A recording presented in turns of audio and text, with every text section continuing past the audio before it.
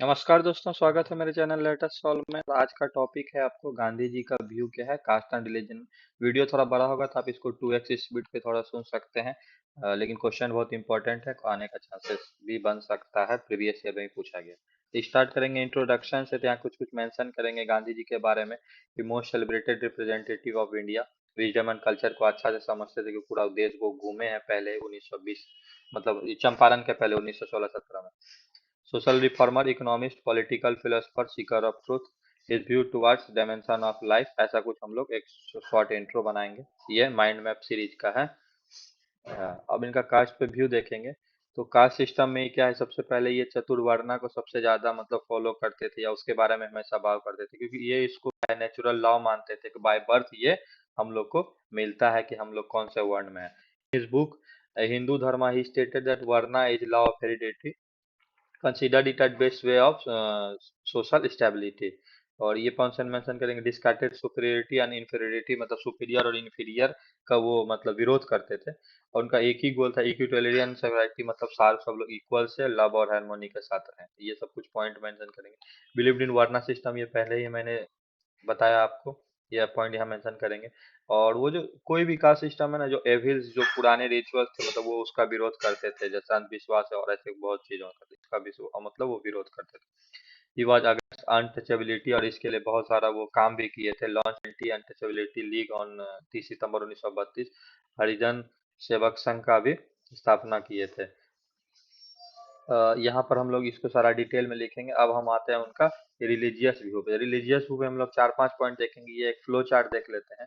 Flow chart यहाँ क्या है, इसमें क्या देखेंगे, role of religion in our life, religious diversity in India, relation between politics and religion, Gandhi ji view on Hinduism and Sanatani Hindu Gandhi ji कैसे।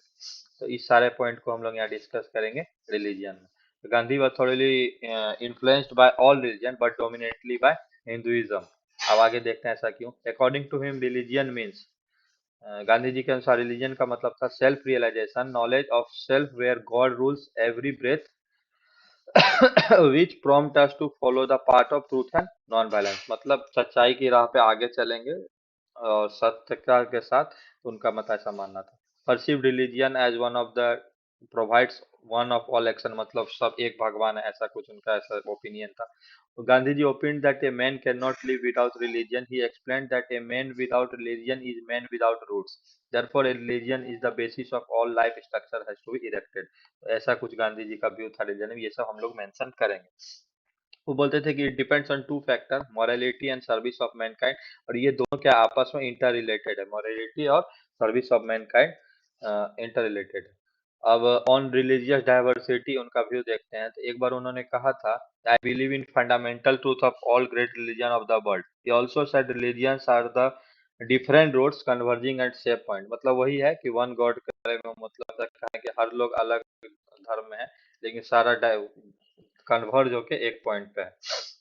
पॉलिटिक्स, और इस पे ये बहुत ही इंपॉर्टेंट हो जाता है मेंशन करना कि पॉलिटिक्स और रिलीजन कैसे, वो बोलते थे हैव इंटीमेट रिलेशनशिप, मतलब politics and religion have intimate relationship that can not be separated, religion can not be separated from politics. He felt that for me there is no politics without religion, not the religion of superstitious and blind, religion that hates and fight, but the universal religion of toleration। मतलब अब इसको explain करके हिंदी में हम अगर बता रहे हैं, ऐसा नहीं कि जिसमें हम लोग को हेट्रेट सिखाया गया हो या उसको डिफरेंसेस बिटवीन द पीपल सिखाया गया, नहीं। एक ऐसा मतलब रिलीजियन, वो ऐसा पॉलिटिक्स और रिलीजन में रिलेशन था कि यूनिवर्सिटी मतलब यूनिवर्सल रिलीजन ऑफ टॉलरेशन, मतलब एक दूसरे के साथ चलकर आगे बढ़ने वाले को, मतलब ऐसा वो उनका व्यू था। His view on Hinduism, in spite of all religion interaction all faith, मतलब वो हर तरह के लोगों से मिलते थे, हर फेथ के लोगों से, हर तरह के।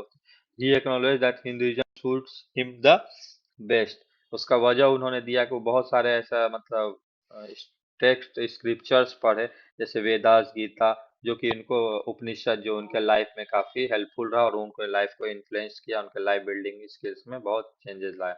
He believed that Hinduism tells everyone worship God according to the faith or dharma, so lives at peace with all religion। ठीक है, तो टॉलरेंस का बात किया गया।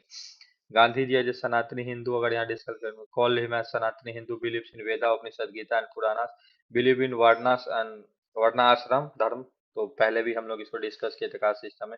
Believe in protection of coin larger sense, he was against the blind, मतलब वो rituals और वो जो एविल्स, सोशल एविल्स थे उसके खिलाफ थे। And follow the truth, path of truth and non violence. ऐसा कुछ हम लोग ये सारा चीज पॉइंट मेंशन करेंगे, तो ये आंसर बन जाएगा वीडियो देखने के लिए।